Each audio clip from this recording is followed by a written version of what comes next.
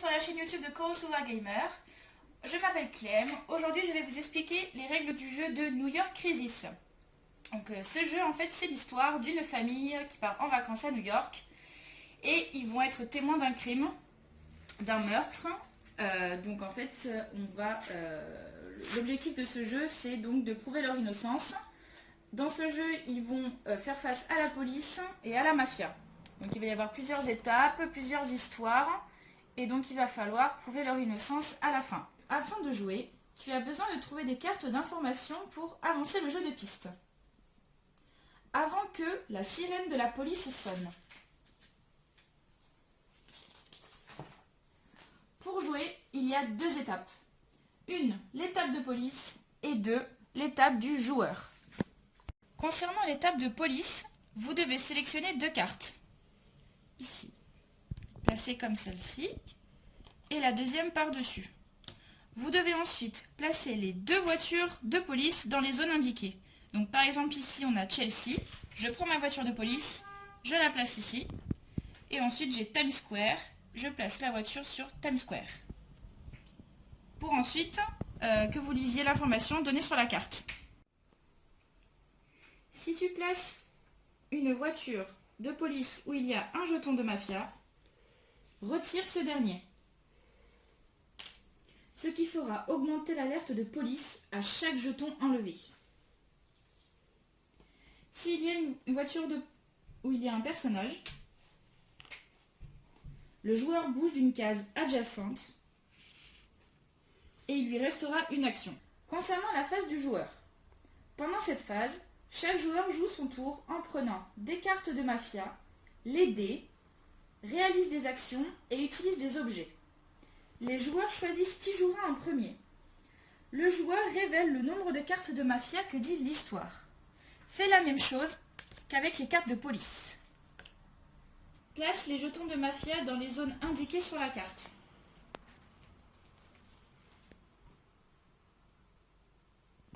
Ne mets pas de jetons de mafia si une voiture de police s'y trouve déjà. Dans une zone, il y a deux jetons de mafia, remplace-le par un jeton du FBI, qui restera pendant toute la partie, et augmente l'alarme de police de 2 crans. Prends un jeton d'information et place-le où la carte de mafia l'indique. Tu peux mettre autant de jetons d'information dans une même case. S'il n'y a plus de jetons d'information dans le sac, lorsqu'une carte demande à rajouter une information sur le plateau de jeu, il faudra alors augmenter l'alarme de police d'un cran. En dernier, tu dois déposer un objet au hasard sur l'emplacement indiqué sur la carte de mafia. La partie des actions. Chaque joueur lance ses dés et doit lancer un dé extrait sur la case où il y a un membre de sa famille. Il y a deux actions possibles, le mouvement ou relancer les dés. Pour l'action de mouvement, tu peux bouger jusqu'à 2 fois sur les cases adjacentes, mais jamais en diagonale. Tu ne peux pas bouger sur une case où il y a la police ou le FBI. Si tu es sur une case où il y a un arrêt de métro, tu peux bouger sur une autre case de métro et tu utilises un seul de tes mouvements. Tu peux bouger une fois de plus si tu augmentes l'alerte de la police. Pendant ton tour, tu peux relancer tous les dés ou seulement une partie. Place un dé gris dans la case d'un membre de ta famille. Les résultats. Physique. Tu peux gagner des jetons d'information physique. Cela veut dire se battre contre la mafia ou l'éviter.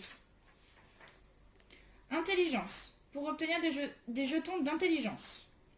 Social, pour obtenir des jetons d'information sociale et éviter la mafia. Exclamation, elle sert comme toutes les autres, mais augmente d'un cran l'alerte de police.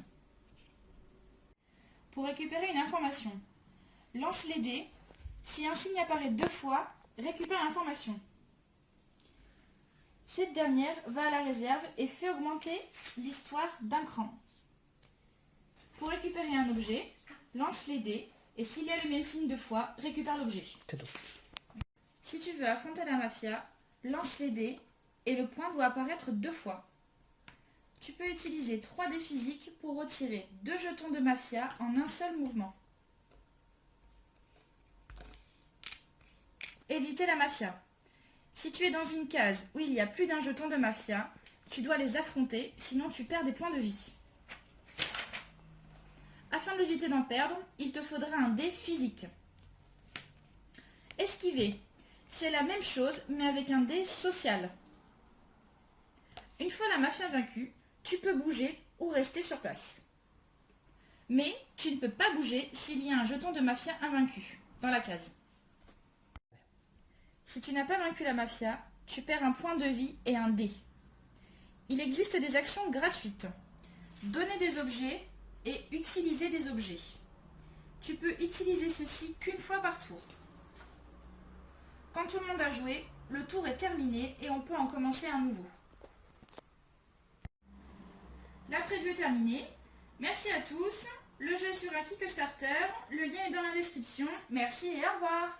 Merci, au revoir. All right.